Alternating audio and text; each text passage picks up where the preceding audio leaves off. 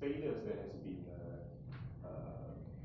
that has happened in many other countries, and we learn from them. We can fast track, and we pick ourselves up, and I think we have a better chance of success. Right? So, a little bit about myself. Yes, what the MC has mentioned. I actually represent ASOCIO. ASOCIO is the Federation of IT Associations that covers the whole Australia region.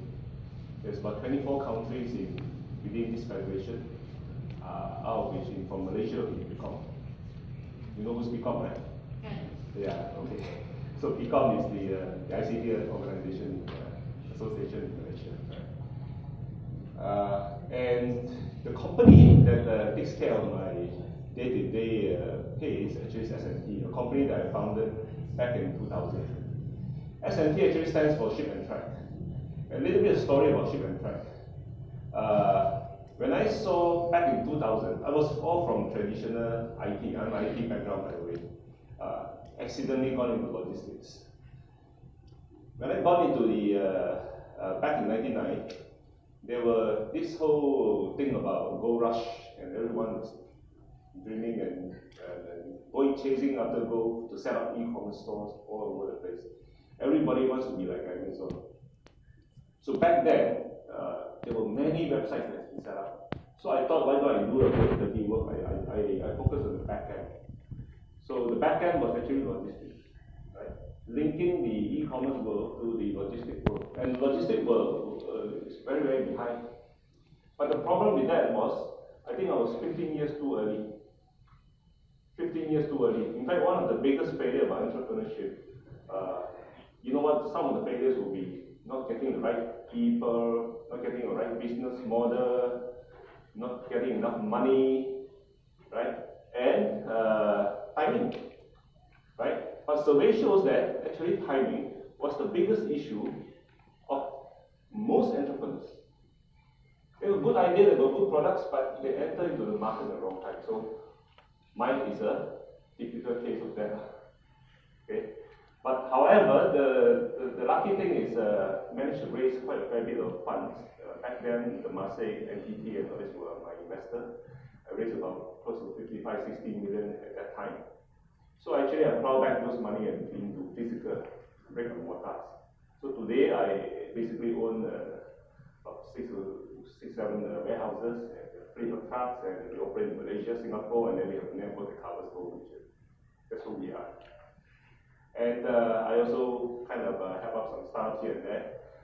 CollectCo is one of it. CollectCo right now has about more than 1,000 points covering whole Malaysia. It's basically a half-mile kind of thing. That's what Carol always call it, the last mile. Basically, it's a place where you buy online, you can basically go there and pick it up. Right? Or if you're not happy with what you purchased, you can just drop into any one of these CollectCo and return your products. So CollectCo ties up with many convenience stores, pharmacies like Caring, Biding, Singheng, and so forth. Right? Almost all the shopping complexes in town would have a CollectCo. If not one, some of them even have up to 5. Okay? So that's what we do as far as fulfillment is concerned. We cover freight, warehouse, and last mile, and half mile. Now, ASOCIO, one slide on ASOCIO. ASOCIO, as I already mentioned, it represents actually 24 countries, and we have more than 10,000 companies that are so-called our member, and trading at about more than 350 billion of digital services and products. Okay? And because of ASOCIO, I have this little privilege to kind of travel and understand what's really going on out there. Last week I was in Vietnam, Hanoi and Ho Chi Minh. Before that was Taiwan, and tomorrow I'm going to Sri Lanka. And all these countries that I go to are very, very different, I would say, in terms of where they are, the stages of digital transformation that they are in. Okay? Which I'm going to share with you a little bit more as I move on. So what we do in ASOCIO, we do global partnerships. I have a board which consists more than 10 people. Majority is from Vietnam, and then we have Japan and Australia and so forth as board members. We do study and research tour. One of it was the recent one that was organized by MDEC, where basically it's an immersion program to understand more about this thing called DFTZ, right? The DFTZ, which is the most exciting thing that's happening in Malaysia right now. You know when it's going to launch, right? Who knows when next Jack Ma will be on town again? I thought it's already out in open. It's not. Okay. Carol say no. Okay. So later buy us coffee will tell you when he's in town. Okay. But he's coming in town. To come. And then we have trade missions. We also have our annual summit, which we just done in Taiwan. Okay. On cross-border trade, digital trade. Now, why is it important? Recently, we conducted a study. The first thing that I did as a chairman of ASOCIO was to do a study about digital transformation and digital agenda in the whole Asia. Because now, at one glance, you're able to know what the different countries are doing as far as digital transformation is concerned and what they have in mind. So we have 12 countries that we have featured, and actually I brought a report, which you can take a look later. We also have a soft copy of it. But one of the key recommendations in that report at the end of the day is about cross-border investment and digital trade. Okay? There are 8 recommendations that has been put forward on how we can so-called accelerate this whole transformation of countries into digital. And you know why we should transform into a digital economy, right? Because automatically it will help us to at least boost our GDP or the income by at least 20-30%.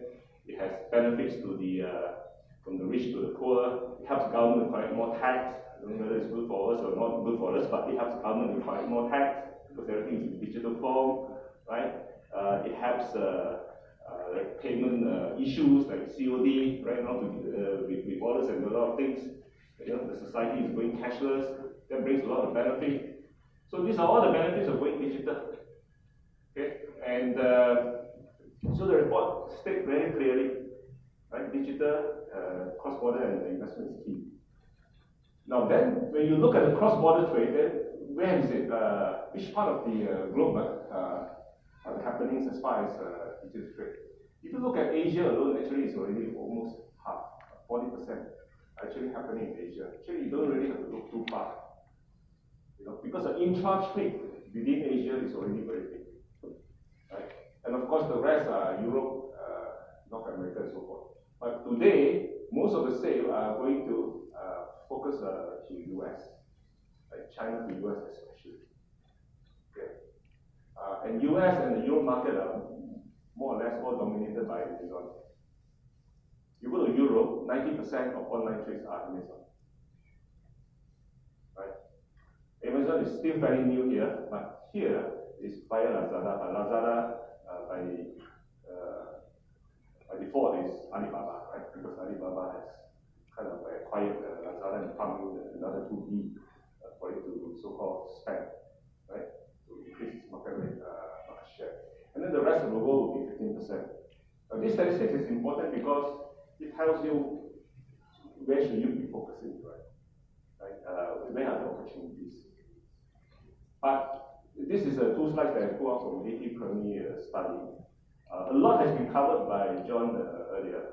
But basically, these are the barriers that need to be overcome if we want to get into cross-border trade. Right? Number 1 is logistics, for sure. Right? Logistics, logistically, we are not able to have it, products to be able to deliver in a cost-effective manner, in an on-time manner. Then it's going to be an issue because the customer has certain level of expectation, right? So, which is what DFTZ was set up to address, right? DFTZ was set up mainly to address this, and I'll talk a little bit more about DFTZ later. The other one is payment, because the unbanked population is almost like 60%, right? Like what John was saying. So it's a huge number.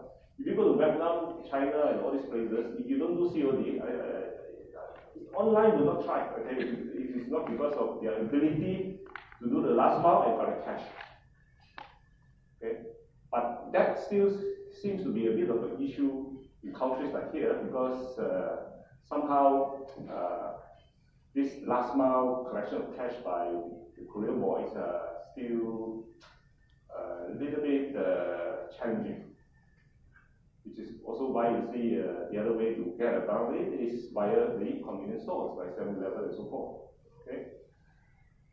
The other issue is the online security, okay, cyber security. In fact, if you look at digital transformation, there are 3 very key fundamentals that need to be addressed before a country can really transform.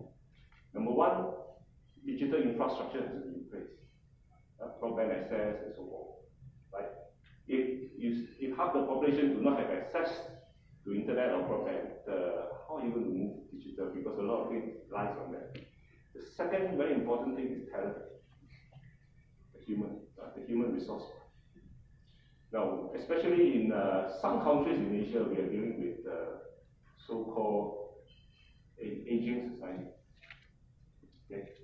One of the key 5 forces of the global forces that is really impacting us is the global aging issues.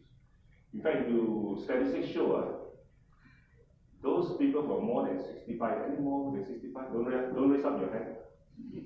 But more than 65 is going to double by 2050. The population of more than 65 is going to double by 2050. And for the first time, by 2050, the people aged more than 65 is going to be more than those below 40. And do you know that if you go to places like Spain, Japan, and Italy, and so forth, 1 out of 3 would be aged more than 65, also by 2050. With that sort of issue, that's why AI, robotics also will come in very handy because there are also issues. Yesterday I was in Utah.